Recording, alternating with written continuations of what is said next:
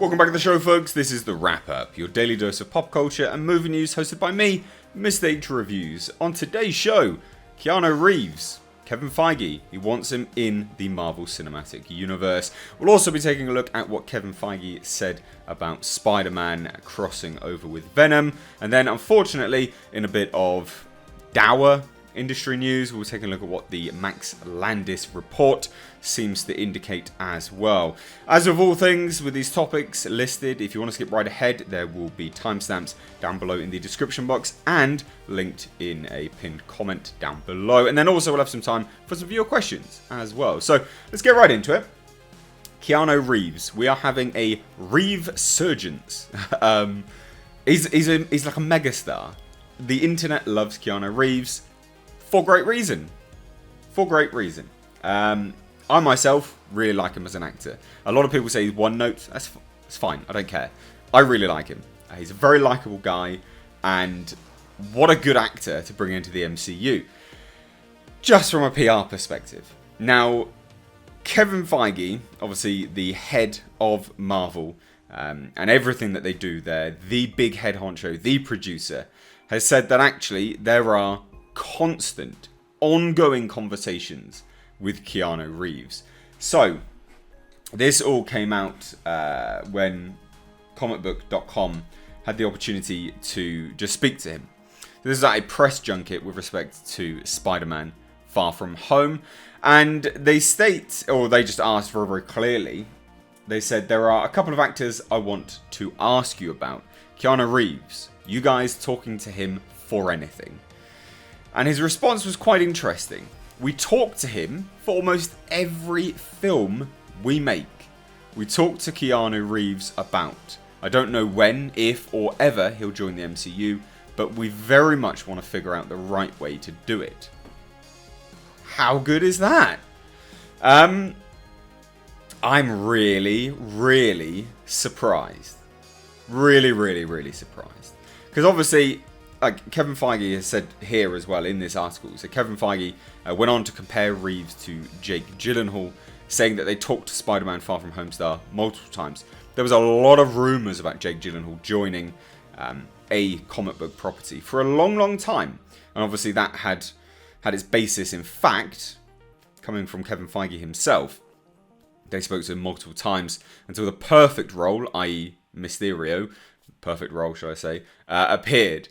Obviously, they are hoping now that Keanu Reeves will be lured in with the prospect of a mega role, something which he can really sink his teeth into. For me, I don't know what I would cast him in. I don't know how I would have him. He's not a one-and-done character, or he shouldn't be a one-and-done character. I would like Keanu Reeves to be in the MCU for a while, because they've had some fantastic megastars. Kate Blanchett, Sir Anthony Hopkins, to name a few, Idris Elba. I mean, there's so many big stars in the MCU that have served a purpose and then they've gone. And it's a real shame. Real shame. So I think if Keanu was to turn up in the MCU, he needs to be given something which is a little bit more long-term, but I don't know what that would be. So, this is the part where I hand it on over to you guys. What do you think would be a good role for Keanu Reeves in the Marvel Cinematic Universe? And would you want him in it for a while, or would you want him to be in it for a very short period of time? Because obviously he is such a big name that when he is on the screen, it may detract from the other actors. Let me know. I'd love to hear your thoughts, so please do drop them down below in the comment section. Now, moving on, Kevin Feige has actually revealed Sony, Spider-Man, Venom crossover. It is all on the hands of Sony. It's got nothing to do with Marvel, interestingly enough. So he says, and this is what is interesting anyway, and we'll breeze over a little bit of the license which is obviously set up between them.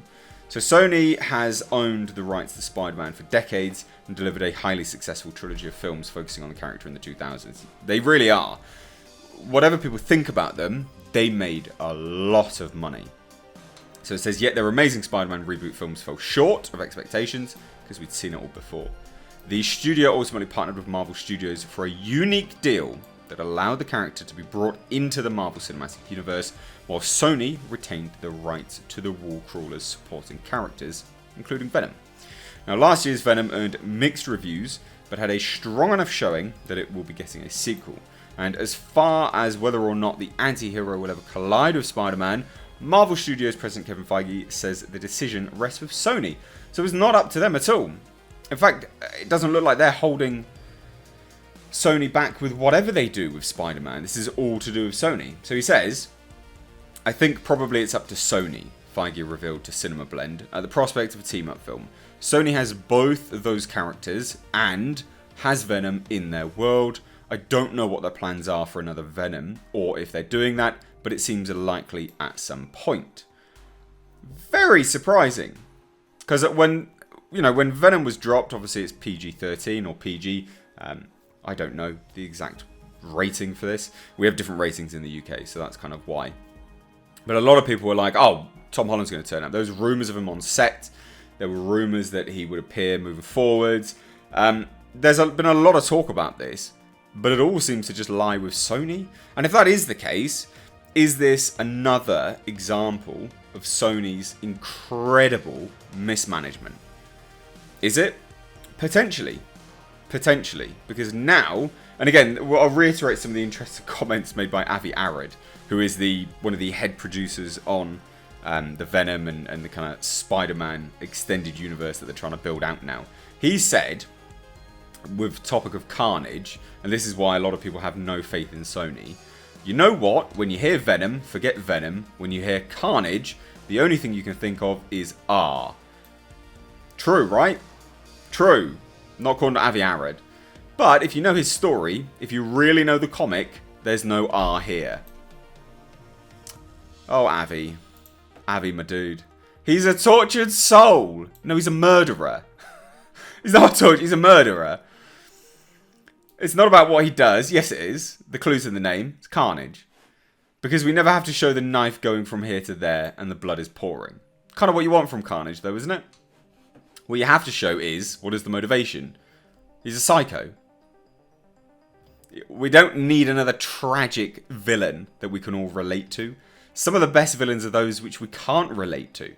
Because those villains are the ones with pure conviction on something so outlandish that you just go, oh, holy shit, we're all doomed. Those are some of the best villains. Was he born like that, or it's someone we should feel for, or because if you are succeeding to make a villain someone you can feel for, jackpot. Avi Arad, my dude, no. No, no, no, no, no. Not good at all. Such a shame. And this is also the same Avi Arad that has come out and stated multiple times that he's not doing R-rated films because he wants his kids to see them. Or his grandkids, I can't remember which. So, I mean, you're not painting a good picture here, dude. But I'd love to hear your thoughts on this. Sony are the gatekeepers to their own franchise, apparently. Do you think they should have a Venom Spider-Man crossover? Let me know. Because Kevin Feige, he's come out and reiterated it's not up to him. What do you guys think?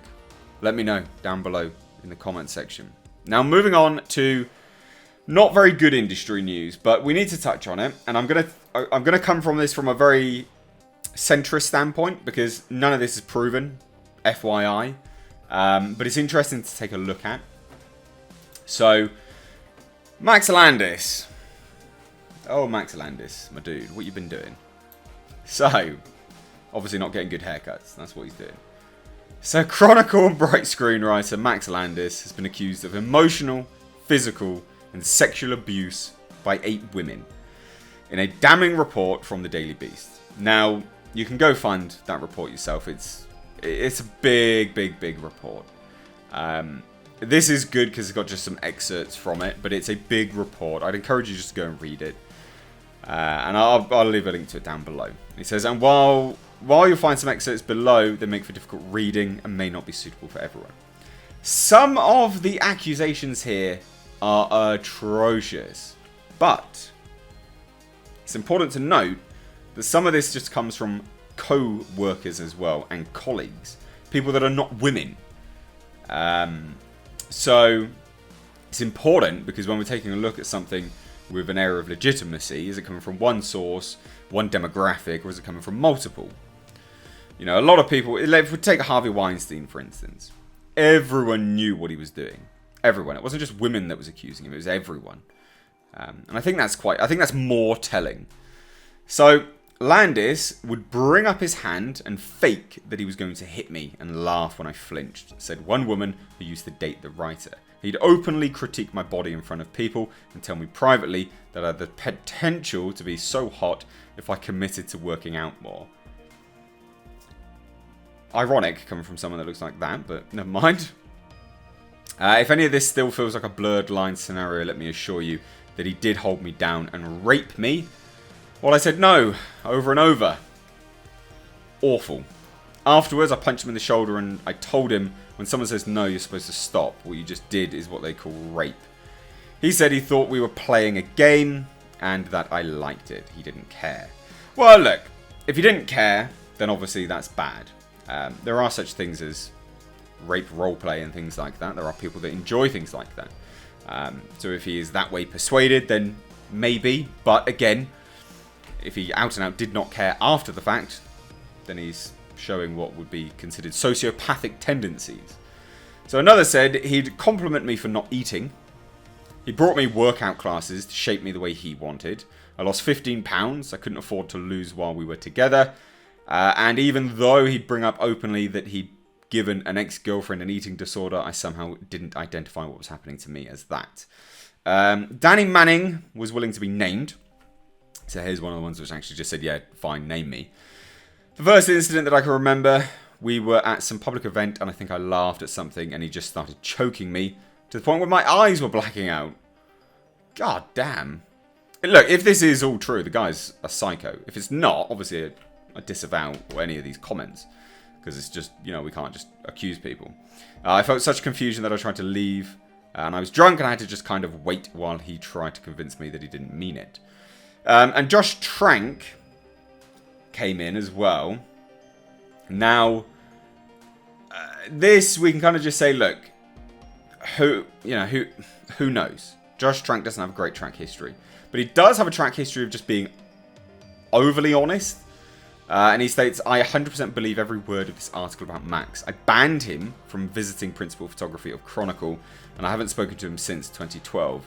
To read about the terror he's inflicted on so many women since then makes me sick to my stomach. Heartbroken beyond measure.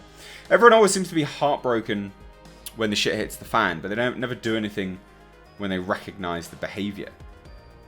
I find that fascinating. But anyway, look.